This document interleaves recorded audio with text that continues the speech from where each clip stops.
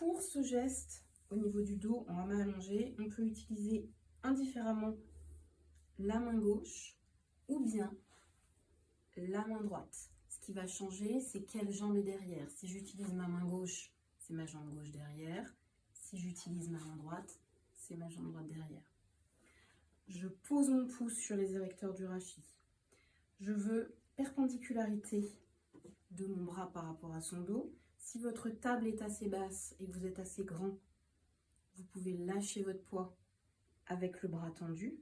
Si, imaginons je suis un peu plus petite, là, vous allez avoir un pli au niveau du coude, mais cette partie-là va rester absolument droite. Je lâche mon poids et là je fais un petit pivot du poignet qui s'appelle le Junano, avec un bon accent français. Et je descends comme ça, de point en point, en essayant de garder le même rythme tout du long. Regardez, si je ne bouge pas mon corps, je vais avoir du mal à garder ma perpendicularité. Donc il faut que je me replace.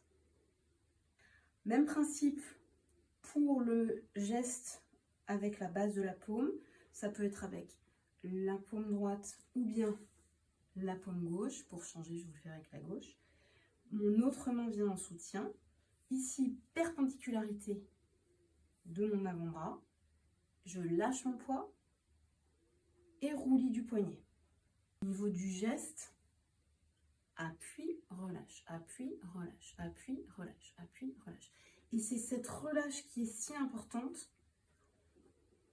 Ce que vous pouvez faire pour avoir des belles relâches, c'est de compter les temps de relâche. Plutôt que de compter pression 1, pression 2, pression 3, pression 4, vous pouvez faire pression et compter les relâches. 1, 2, 3, 4. Du coup, vous aurez un joli contraste entre vos pressions et vos relâchements et ça sera très efficace et très agréable. Ici, sa colonne vertébrale. Je pose mon pouce sur le milieu des muscles érecteurs du rachis. Mon pouce gauche ici vient en soutien. Je lâche mon poids et je fais mon roulis du poignet.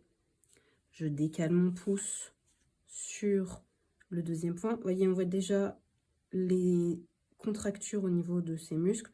C'est ça qui fait que quand je pose mon pouce, ça fait clic, clac, clic, clac.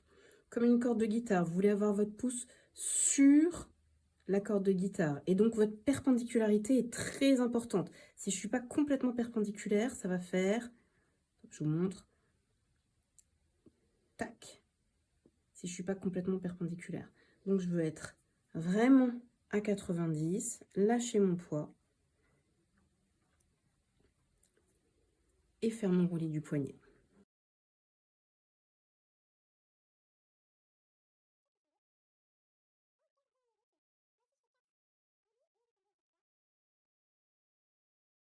Et ensuite, je vais poser ma base de paume, lâcher mon poids, donc la deuxième main elle vient en soutien de la première, base de paume, perpendicularité de mon avant-bras par rapport à son dos, et je retrouve mon Junano, mon roulis du poignet,